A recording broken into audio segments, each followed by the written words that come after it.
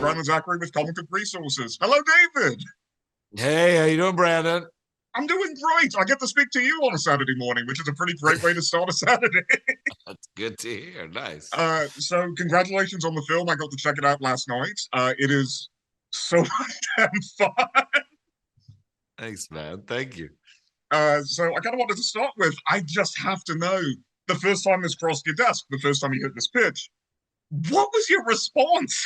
Like, what was going through your mind when you're like, okay, okay, yeah, I can see it. Okay, well, like, what was going through for you on that? Yeah, no, I mean, the initial response was, "What are you talking about? This sounds ridiculous." It was like, I think they were like, "So it's Santa Claus, but he's like fights a bunch of bad guys and like kills a bunch of people." And I was like, "Okay, this sounds terrible."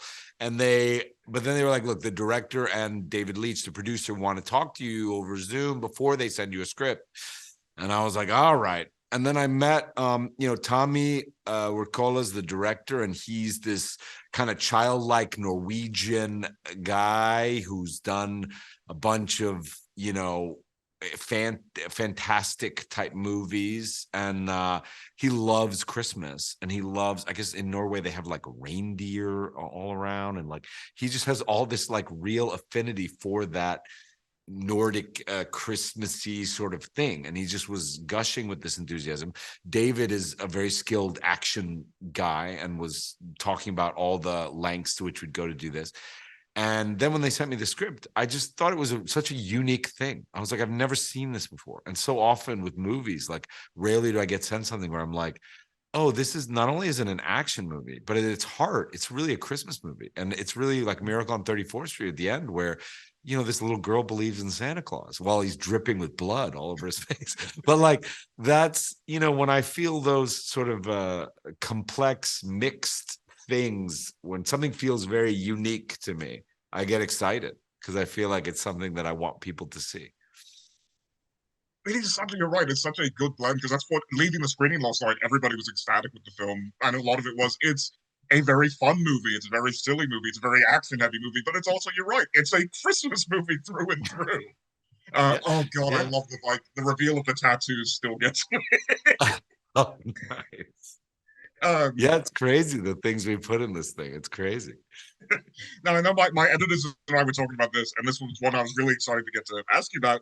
So let's take Santa, put him in a cage with Hellboy, Harbour, and Red Guardian. How do you think Santa's going to last in the octagon against these guys? Wow. I mean, I don't know. I think he's going to hold his own, I think eventually Hellboy will be the winner of that grudge match, but Hopper and Red Guardian probably go down before Santa. I think Santa stays in there the longest. Santa's got the experience. He's got a wealth of skills. He's got 10,000 years of delivering presents and, getting up to all kinds of stuff we have no idea about. So, yeah, I'm putting some good money on Santa Claus.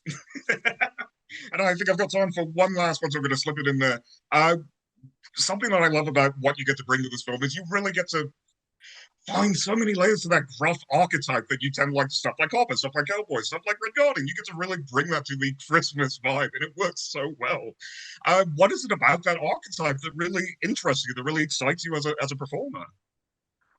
I mean, I I I really like it's a very good question, actually. I really like when people do the right thing, but they don't know why they're doing the right thing, or they don't even like, and there's something about that where, I think there is something in that gruff masculinity where, there's this outer layer of not wanting to do the right thing or wanting to be difficult or wanting to be this or that, but there's just a heart that breaks through. And I don't know why. I just find that so much more beautiful than people that just know they're doing the right thing and do the right thing. There's something heroic that we find with those people who are like the straight ahead heroes, right? The guys who like, I know this is the right thing to do, I'm going to do it. And then there's the guy who like doesn't really know the right path or doesn't want to take the right path, but instead takes the right path in spite of himself or herself. And I find those people, they're just kind of my people. So yeah, that's just my thing. Well, it is. You are fantastic at doing it, so please keep doing it. Thank you, David, man. that is Appreciate all it. of my time. Thank you so much for taking the time to speak with me.